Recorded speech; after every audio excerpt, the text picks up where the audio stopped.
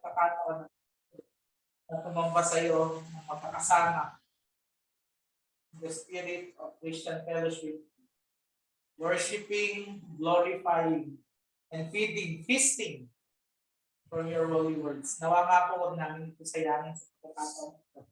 Lahat po kami, kaawaan mo sa biyaya ng iyong Blessed Spirit na ma-illuminate sa mga katotohanan ng iyong salita. Full knowledge, matanggap namin. Full ascension, ito'y paniwalaan namin. And full faith na ipinagkakaloob mo lang by grace ay makamtan namin. Upang ito ay panampalatayanan namin.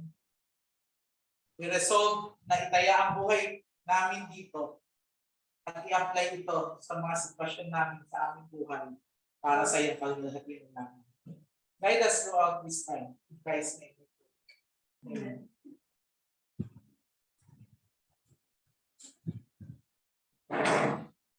During the times na marami pang Native Americans sa Amerika and also sa Canada, talking here of Canada, there is the Blackfoot clan. Online game lang, no? Parang online game lang, di ba? Blackfoot clan. Ito po isang clan ng mga Native American Canadian Indians na kung saan ang kanilang chief ay si Crowfoot. Noong magtatayo ng mahabang railroad mula sa Amerika, papunta sa Canada, sa Alberta, papuntang Calgary, ay dadaan yun sa lupain netong mga Blackfoot. At nagpaalam sila kay Crowfoot. At dahil pinayagan sila ni Crowfoot, ang reward nila kay Crowfoot, for life, libre ka nang sumakay sa tren. Pagbuha sila ng kasulatan, patunay nun, nilagay sa isang briefcase. At simula doon, etong si Crowfoot, nakapinta sa kanya yung briefcase. Hindi niya hinuhubad. Pero sa kasaysayan, napatunayan niya isang beses, hindi ginamit ni Crowfoot yun. Yung pangako na libre ka sa tren. Alam niyo, malaki na lang sa atin. Tayo po, yung mga pangako ng Diyos, para tayo si Crowfoot minsan. Alam natin, galing natin sa theology. Nabasa natin, napakinggan natin. Naniniwala tayo totoo yun. Pinandedebate natin, tinuturo pa natin sa iba, pero ina-apply pa natin. Sumasakay pa tayo sa tren. We hang it in our walls, ganda, or we post it in Facebook. We post it in our DP profile picture. But then, we apply it. Is there faith behind it? True faith behind it. Because about by the grace of God. That is the text na ating pag-aaralan ngayon. Our verse today teaches us by God's grace to respond in faith to God's promises. I will repeat the verse na binasa kanina sa ating scripture reading. This time in the ESV, Romans 4:16. That is why it depends on faith in order that the promise may rest on grace and be guaranteed to all his offspring, not only to the adherent of the law, but also to the one who shares the faith of Abraham, who is the father of us all. Sa pagpapatuloy po natin sa ating serye ng mga sermon on the book of the Romans and in general on the Pauline epistles. Ito po yung konteksto ng verse na ito. From the Life Application Bible Commentary, sabi niya, Paul, as he writes to the church in Rome, explains that Abraham has pleased God through faith alone. Before Abraham had ever heard about the rituals that would become so important to the Jewish people, gaya rin natin siya in the broader context, in the timeless principle of the Bible, are saved by faith plus nothing. The Roman Catholics believe in prima scriptura. Scriptures plus works for their salvation. We believe in sola scriptura. The faith resulting from the proclamation of the gospel in the word of God causes us to believe and stay. Faith plus nothing. Hindi faith plus tradition, faith plus good works, faith plus nothing. It is not by loving God and doing good that we are saved, neither is it by faith plus love or faith plus good deeds.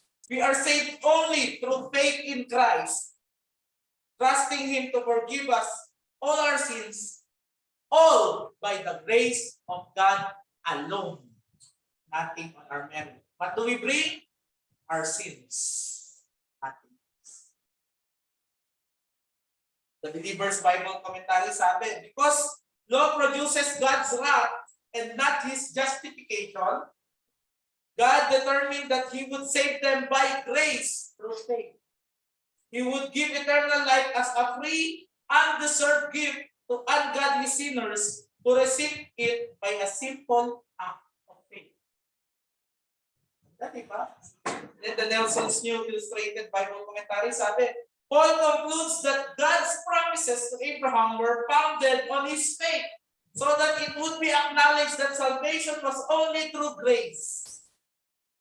That is, God's favor, since the promise was not based on adherence to any law, wala pa po yung 10 commandments noon, mga kapatid. Wala pa yung ceremonial law. Si Levi, andun pa siya sa mga himay-may ng molecule ni Abraham.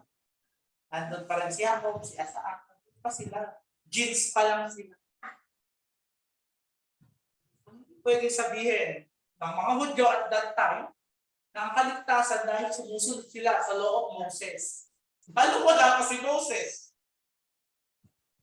Kung hindi pananampalataya na biyaya ng Diyos ang pinagmulan ng kanilang kaligtasan.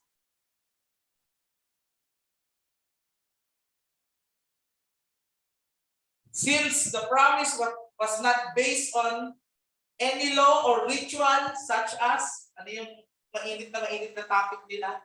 Circumcision. Abraham is the forefather of all those who believe. So from this text and context, ito yung message natin today. Responding to God's promises is by true faith in Christ alone that comes through God's grace alone.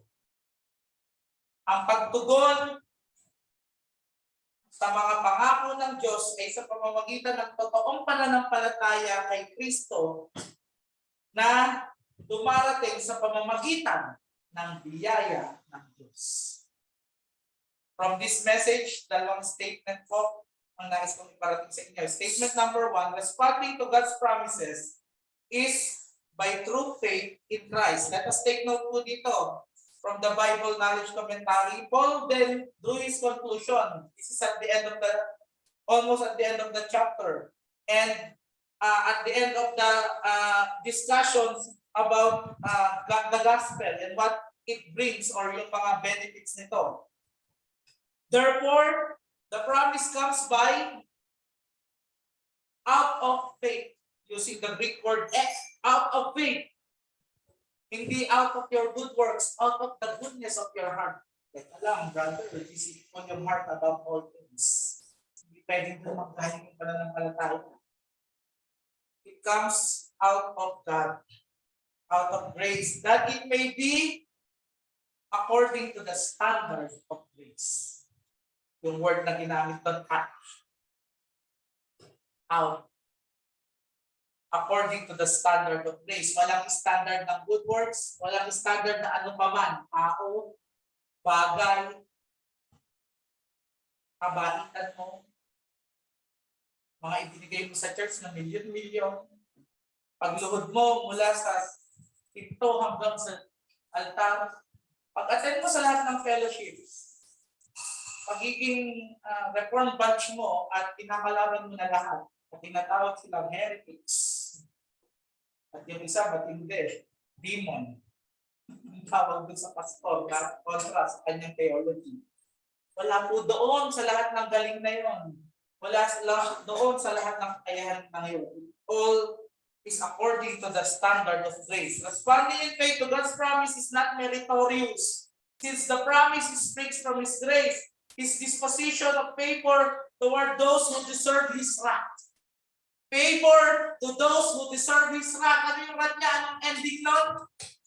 The burning fires of hell. Because of your utter sinfulness and total depravity. Wala kang kakayanan, wala kang pag-asa na iligtas ang iyong sarili mula sa galit at puot ng Diyos na magdadala sa isang makasalanan sa impyerno. Yung pananampalatayang meron pa is by God's grace. So, ang pag-respond sa pangako ng buhay na walang hanggan at kaligtasan na nagmumula kay Kristo ay nanggagaling sa ay nagre-resulta ng pananampalataya. Pananampalataya ito, kaya nakakamit. Kaya ka nakaka-respond, kaya ka nasa church na yon. Hindi dahil mabait ka o hindi napag-isip-isip mo. Ay, ayaw ko ng forever na lang with the barkada on Sundays. Or forever na lang tulog pag Sunday. Or forever na lang dahil kayo patulog namin sa paggawa ng gawaing bahay on Sunday. Or forever na lang, miss ko na yung friends ko online. Or kagaya ko noon, Sunday na Sunday na, bukas yung internet cafe, gaming. Makikita po natin na lahat ng naging resulta na mabuti mong ginagawa ngayon ay hindi yun yung reason kung bakit ka niligtas. Yun yung pananampalataya na dulot ng Panginoon. Sa pamamagitan ng pagtingin mo, looking back to the work, the finished work of Christ. Na alam mo, siya yung nagligtas sa'yo. At binigyan ka ng pananampalataya. At hindi mo malalaman yun. Kung hindi kumilos, kung hindi ka kwiniken, kung hindi ka binorn again, kung hindi ka ni-regenerate ng banal na spirit. Actually, malamang kung hindi ka maligtas, lagi mo naririnig ang gospel. Dinederide mo pa, pinapagalitan mo pa, kinakaawaan mo pa. Nagkakakwento sa Valley View, sa Kainta, nung mahal ko na kapatid mo sila, Josie. Pag lumalakad sila, 3 pamilya sila, palabas ng bahay, lahat ng kapitbahay nakatingin. Anong napupurat niyo sa pinagagagawa mo? Kasi bumababa sila, ang taas ng place nila doon sa church. Just to worship. Anong napupurat niyo? Hindi nila maintindihan. Yun po yun yung ka-helplessness at hopelessness ng taong nasa kasalanan na hindi kikilusan ng biyaya. Hindi nila maiintindihan. Anong pananampalataya yan? Anong ginagawa mong good works na nagre-result dyan? Hindi ko maintindihan yan. And worse, yung iba, pina-persecute pa sila. Kaya sabi mo ni kanina, pinagalitan pa, normal. So normal. That's the cost of our being believers in the faith. Another reason the promise is by faith is so that it may be guaranteed to all Abraham's offspring. Ito ang error ng mga Hudyo sa panahon na ito, nakimakontra ni Paul. They think they are the chosen ones. Salvation is by the Jews, kami lang ang pinagsisimulan. Kaya kailangan patuli ka, bes. Kaya nung nakita ni Pedro, parating yung mga circumcision group, mga Judaizers. Tigil siya sa ginagawa niyang sama sa mga Gentiles. Kasi no. And then, nung nakita na naman ng same group na ito, na bakit si Timothy? Kailangan tulian yan. Pero inilaban ni Paul yun. Sina hindi yun ang way to become the people of God. To be an offspring of Abraham is to be a child of Abraham by faith. To be children of the promise is not to be a Jew, but to be achieved by faith. Faith alone, in Christ alone. Kaya, He is the father of the Jews, yes, but more so, at more importantly, He is the father of all those who believe. Tingnan niyo sa Galatians 3:29 yan, yung parallel word niya. Nasabi, our Father, and the one speaking is a Gentile. Our Father. Never niya, tayo mga Hentil, ama natin, si Abraham. So it's not ethnicity. And it's not mga reformed people lang, kayo lang ng Diyos. It's not mga KJB only lang, kayo lang ng Diyos kasi inspired word. It's all those who believe by faith in the gospel, in Jesus. Hence, ano yung dapat natin maging treatment, quick application sa mga hindi naman natin kapareho ng theology, hindi natin kapareho ng Bible? They're brothers, they're sisters. We must treat them as they should be treated according to the word of God. With love, with gentleness. Kasi ang sarap minsan yung makulit at pamali-mali na brother mo na parang sabi ni Kristo, Bruce Wayne na, sarap tuluyan na eh. Para matigil na. Hindi eh, brother mo, sister mo. Si Christ hindi niya magawa yun. Uphold them. We do the opposite. We do good for evil. Ang hirap gawin kasi it's contrary to our nature. As humans, di ba sa devotion natin kanina alas 9, by the way, alas 9 tayo nagsisimula. Kung gusto nyo maabutan yung devotion at palaman nyo kung ano pinagsasasabi pagkungkol sa devotion. It is giving to the Lord yung pagganti kasi sabi ang Panginoon, vengeance is mine, says the Lord. That's an act of, sabi dun sa pag-aaral natin, love. And it will free you to love. So yun po yung pananampalataya. Yung mabuting gawa na resulta nun, galing sa Panginoon. At yun ay makikita natin na mula talaga sa biyaya ng Panginoon. Ano pong punto rito? Yung pangako ng mga natatanggap natin, kaya umiiral tayo ngayon bilang mga mananampalataya, then sa kanila, at tayo ngayon, is received by faith. It is also according to grace, and sure to the spiritual seed of Abraham. Yun po, yun yung pagkakaiba. Ang Israel, physical seed, kanila lang galing. Nakita yan sa genealogy, di ba? Abraham, son, Isaac. Son ni Isaac, Jacob. Jacob, the 12. The Levites, then from the, si Moses, from nabuo yung Jewish people. Their rituals, lahat. Temple worship doon ang galing. Totoo naman, physically, they descended from Abraham. But ang binabanggit dito, spiritual seed of Abraham, yun yung tinutukoy ng verse. Has it been for the basis of works, walang tatalo sa mga Hudyo. Lalo na doon sa mga Pariseo, yung mga bloody Pharisees, na dugo-dugo na yung ganto dahil fear no evil, see no evil. Sila, bug. Sa kanto. Yung pinaktere nila sa kahaba na signifying their holy.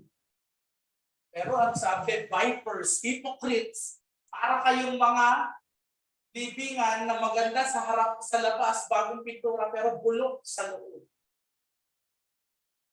That is a man without faith. Pwede siyang magkunyari for all ng pagkukumwari na talagang makikita ng mundo at hahangaan siya, i-admire siya sa kanyang pagkamabait, pagka-holy, pagkamaka-Diyos. Pero sa loob mo kasi kasi nga, their time, hindi yung sa mga dahil Hudyo ka, dahil Pariseo ka.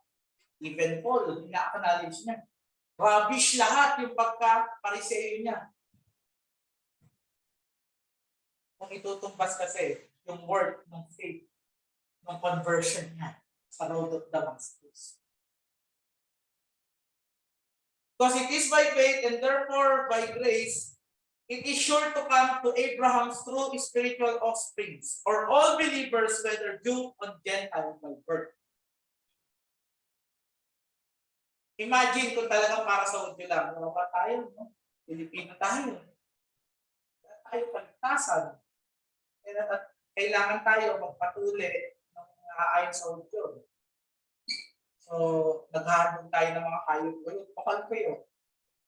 Imagine, handog ka lang isang kambing. Malamang lahat tayo, kalapati lang tayo eh. Or manghihingi lang tayo ng bigas. Kasi hindi lang kaya natin. Paano na yung mga squatter, ano? Kung ang way ng kaligtasan paghahandog, Jewish rituals. Ano yan? Doon nila, pagkain nga yung bigas, kakainin nila, handog pa nila. Hindi eh. Ang linaw po ng pinupunto rito. Spiritual. Hindi sa ethnic, hindi sa kaya mong gawin sa Panginoon. Nagmumula yung pagtanggap mo ng mga promises. Ito isa pa naman pala tayo, pinakakalimutan. Isang tao, kwento ng isang lalaki, nagkopra siya sa isang tuyo at napakainit na disyerto. At yun ay mga dinadaanan ng marami na kagaya niya. Dati pa, na dinadaanan yun. Sa may gitna ng disyerto, merong isang well na dipap. Parang yung poso, ginapak na gano'n. Then, nung lumapit siya doon, na siya. Na kailangan ko na uminom. Ayaw! Walang tubig na lalabas. Ano yun? Sabi niya, may nakita siyang isang lalagyan. May tubig! Pero may nakasulat. Nakasulat doon, gamitin mo itong itubig na ito, ilagay mo doon sa ibabaw ng pump at ipump mo siya ng ipump at may lalabas na tubig. Tapos punuin mo ulit para sa susunod na gagamit. Will you have faith in that word? Or will you just drink the water? That's faith. God's word. Kita mo ba si God ngayon? Kita niyo yung makasalanan si Brother Francis. Pero yung sinasabi ko po sa salita ng Diyos, doon nagmumulat sa biyaya ng Diyos ng pananampalataya. Like this man, ano gagawin mo? Will you pour the water and drink to your heart's content from the effects of the word? Or will you set aside the word and just do what you want? Drink the water, yun ang gusto ko, uhaw na ako. Ano pa pinagagawa natin sa buhay natin?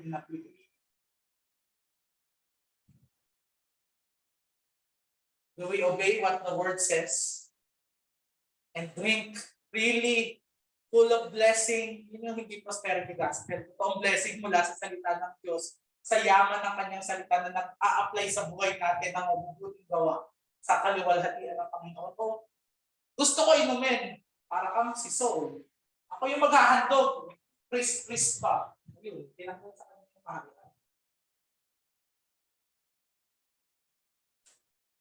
It work on us. And also in application, we must always remind ourselves and be thankful to God that we can respond to the promises of His Word. May kakayanan tayo mag-respond. Tandaan nyo, ang Word of God is spiritually discerned. Ang unang deposito when we came into salvation, into our conversion, is the Holy Spirit who helps us to discern what is spiritually discerned in His Word. Meron na tayong kayahan mag-respond. I-remind natin yung sarili natin doon. Kaya nga sabi, renew your mind. Lagi nyo i-renew yung mind nyo. Kaya na. Sa biyaya, kaya ko nang maintindihan to, kaya ko nang paniwalaan to, kaya ko nang i-apply to nang may pananampalataya. Hindi yun human free will na galing mo. Yun yung katotohanan kasi binigyan ka na ng grace na may kakayanan ka ng gawin. Both for our salvation, alam natin. It's only by God's grace na yung salita ng Diyos na pinroclaim ng trapong ministry. Meron dito dumating at nagsabi, gawa po ng trapong ministry na nagano sa biyaya yung Panginoon. So they just proclaim it, the gospel. Pero yung paulit-ulit na malamang narinig nila, hindi lang sa trapo, hindi po kanina pa, nag-work, that's the grace of God. Ang ginawa nila sa word, sinunod. Kumbaga doon sa illustration, ipinor yung water, tsaka nakainom. At yung sanctification, yung pang-araw-araw na pakikipaglaban sa kasalanan, pamumuhay ng may kabanalan, pag-aayos ng doktrina. Minsan gusto mo lang maayos ng doktrina para may pandemati ka. O kinaya sarili mo lang. O para medyo sikat in the girls. O alam niyo po ba, sa ibang church show, nabi yung paggalang nila sa pastor, kaya sabi ng mga klase sa seminary, sarap maging pastor tapos bukas sa church mo. Poging-pogi yung mga pastor. Talaga, nag-aaral pa lang magpastor, poging-pogi na eh. Talagang grabe nilang igalang. Pero makikita po kasi natin dito yung katotohanan na hindi naman ganun yung reason na. Kung hindi, it stems from the heart na nabigyan ng biyaya. So humility dapat lalo. It must cause us in application to be humble. Kasi alam natin wala akong kinalaman kung sa nangyari. Kung paano walang kinalaman yung mga Hudyo sa kaligtasan ni Abraham, sa faith ni Abraham na kanilang ninuno, ganun din tayo. Walang kinalaman yung galing natin sa theology, kung tatay natin pastor, o lumaki tayo sa simbahan, etc. Kung bakit tayo naligtas, kung bakit ngayon, in our sanctification, naiintindihan natin yung word of God. Ibiyaya lang ng Panginoon. Minsan nag-advise si Martin Lloyd Jones in history ng ganito sa isang humingi sa kanya ng advice. Most of your unhappiness in life is due to the fact that you are listening to yourself instead of talking to yourself. May ingat, baka naman ang ginagamit mo pang kausap sa sarili mo. Yung sinabi ni Bo Sanchez on your best life na. Yun na. Dapat salita ng Diyos yung pinakakausap mo sa sarili mo. Di ba sa Bible, no, pinakausap ni David yung sarili niya to the word. Ganun po yung pagkausap sa sarili. Kung naman yung para kang para kang normal na silently, prayerfully, talk to yourself at ipakausap mo sa'yo para sa mga decision mo sa buhay. Kung nadidepress ka, kung nagkakasala ka, kung meron kang mahalagang desisyon, kung mayroon kang mga circumstances sa buhay na kailangan mo ng kasagutan, talk to yourself through the Word of God. Ano ibig sabihin nun? Study the Word of God. Avail of the means of grace. Kaya sabi ko sa inyo, hindi ko kayo mapipigilan kung wala kayong pag 9 a.m. Pero nalulungkot ako. Kasi maaaring yung matutunan nyo doon, yung pagkakausap nyo sa sarili nyo. Pag dumating kayo, sa may gusto na kayong patayin halos sa galit nyo sa ginawa sa inyo. Kasi vengeance is mine, says the Lord. Wala pong shortcut. I admire those who study theology, lalo na yung nag-a-apply nito. Saludo ko. Pero alam ko, nasa pananampalataya talaga ang kataksan. Kasi pag hindi dumating sa pananampalataya, pop up, cage stage, kami lang tama, kayo mali. Kampun kayo, kampun nyo. Ganun talaga, ang sakit tingnan. May isa akong inalisan ng grupo kasi yung isang pastor na mali lang dun sa doktrina na hindi naman major, the wills and nature of Christ, tinatawag na nilang Lucifer, heretic. Then, nung napag-aralan ko yung topic, tama pala yung pastor. Mali pa na kung mga nagsasabi ng heretic at Lucifer sa pastor. Kasi hindi po yun talaga yung tinuturo sa akin. Sabi ni Patroy, sabi ni Martin Lloyd Jones, the main art in the matter of spiritual living is to know how to handle yourself. You have to take yourself in hand. You have to address yourself. Ito po yung human responsibility. Preach to yourself. Hindi preach to others, pero ikaw, palpak yung ginagawa mo. Hindi mo naman pinapractice yung pinipreach mo. Question yourself. Hindi question God. Reklamo na lang. Pina-question mo na yung Panginoon kasi hindi according sa gusto mo mangyari sa iyo. You must say to your soul, why art thou cast down? Pakikipag-usap ni David sa kanyang sarili. Why are you cast down? What business have you to be disquieted. You must turn on yourself, upgrade yourself, condemn yourself. Hindi naman morbid introspection ha. In the light of the word pa rin. Makikita mo yung kasamaan mo. I-identify mo yun. At you will come to God for forgiveness kasi siya lang pwede makaalis mo. Exhort yourself. Paano mo ma-encourage yung sarili mo? Through the word. And to say to yourself, hope thou in God. Instead of muttering in this depressed, unhappy way. And then you must go on to remind yourself of God. Tayo nag-aaral ng Sunday School to remind ourselves of God, of Christ, and what He did on the cross. Bakit may Lord Supper? Bakit kailangan pag-aralan? Kasi you need daily reminding. Kasi you are prone to wander with your heart that is deceitful above all else. Indeed, we must remind ourselves of God to respond to His promises with faith and hope that He will help us. Kasi kung i-withdraw niya o withhold niya yung grace niya, kawawa tayo. Kapit to ko sa Diyos mga kapatid. Kasi pag inalis niya yung biyaya, papunta tayo sa kapahamakan at pagkasira ng buhay natin. Alam mo yun kung nag-disobey ka, hindi ka pinatatahimik ng konsensya mo. At kung alam mo lalo yung word of God, lagi ka kinoconvict ng mali. Dalawang taon ako hindi pinatahimik niyan sa addiction ko sa gaming. Kaya nakaka-relate ako sa iyo. Tuwing gabi, ang laki ng kinikita ko, may 40,000 sa bulsa, wala akong utang, dumadami yung computer ko sa shop ko. Pero Sunday, nagbubukas ako ng shop, buong time ko na andun na, yun na yung world ko. Gabi-gabi umiiyak ako, Lord help, ayoko na, hindi ko na kaya to. Pero winithhold ng Panginoon, tinuruan ako ng leksyon. Kaya nadala ako sa biyaya. I'm not talking about me, I'm talking about the grace of God, na alam ko kung ako lang yun, wala ako dito ngayon. Malamang, pareho tayong nagkakast.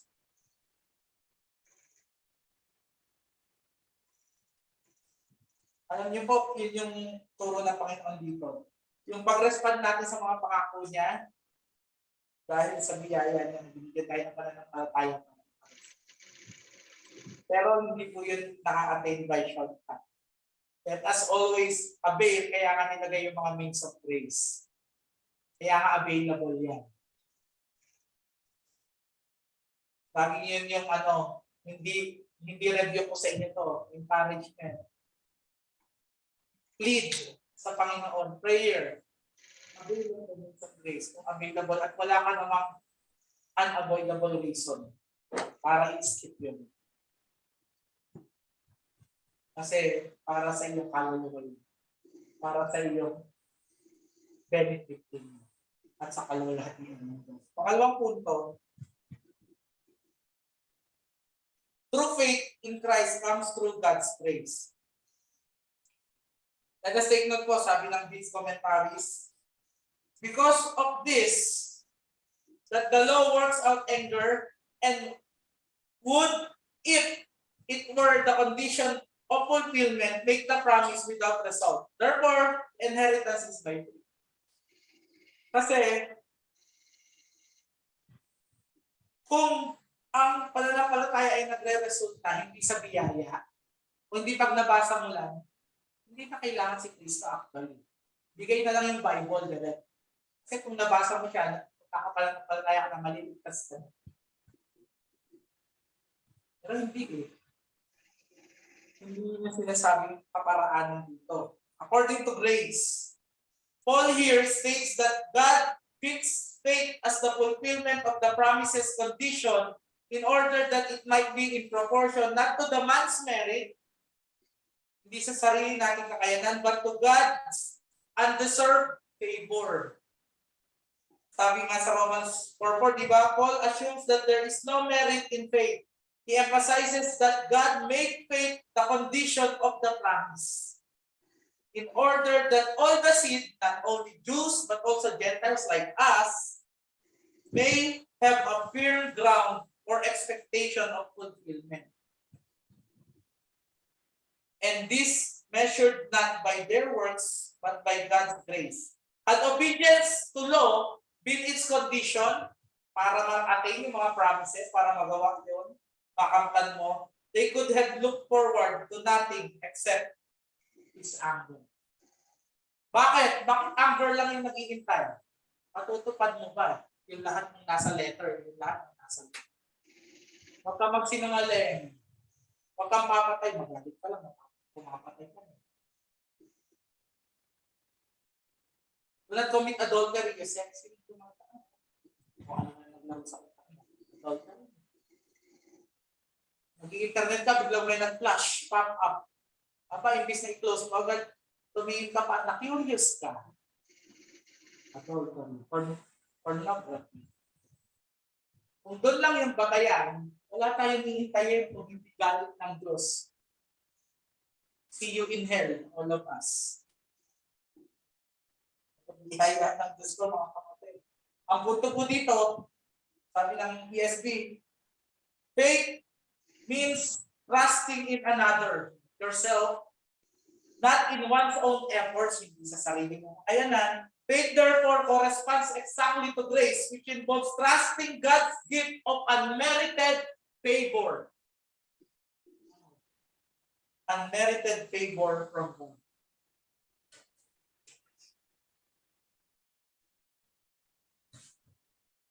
In illustration, halimbawa mo may apoy sa mataas na bahagi ng bahay. And then, may mga tao sa ibaba, sa labas. At then may bata na naandun sa pinto, doon sa taas na may nasusunog, katabi ng nasusunog na kwarto. 5 minutes pa bago dumating yung mga fire truck para makuha yung bata. Paano makakatakas yung bata? Suppose na dun sa mga nakaipon na tao sa baba, mayroong isang macho guapito, malakas na lalaki, malaking lalaki, nakilala sa kanyang lakas at sa kanyang athletic ability. Dumating siya doon, tapos sumigaw siya doon sa bata.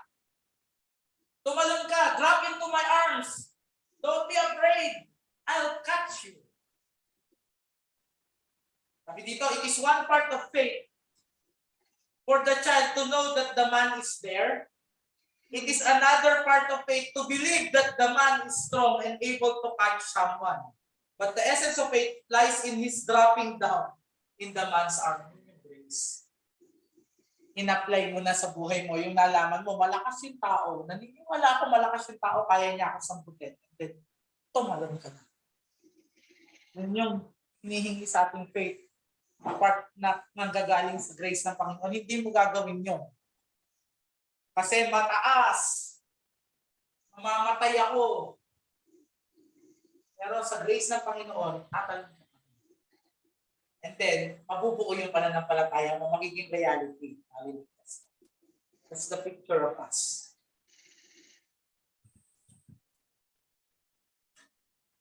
In application, may we be found faithful and grateful to God because of the truth that unless we are saved by grace, we cannot be saved at all. So we won't have true faith. It is only by God's grace that we can have saving faith in Christ. Grace, grace, God's grace, greater than all my sin. Amazing grace, how sweet thou that saved a wretch like me. I was once lost, but now I'm found. God's grace. Kung bakit nangyari sa ating lahat. Sa pangkwento ng mga Indian, this time from history. Isang Indian na lalaki, after living so many years under a missionary, hindi siya masave. Pero, in time, dahil sa efforts ng missionary, sa biyaya ng Panginoon, naligtas na siya. Pero, hindi siya magaling magpaliwanag. So, may nagtanong sa kanya one day, Totoo story ito ah. Ano yung pagkakaintindi mo sa grace at faith?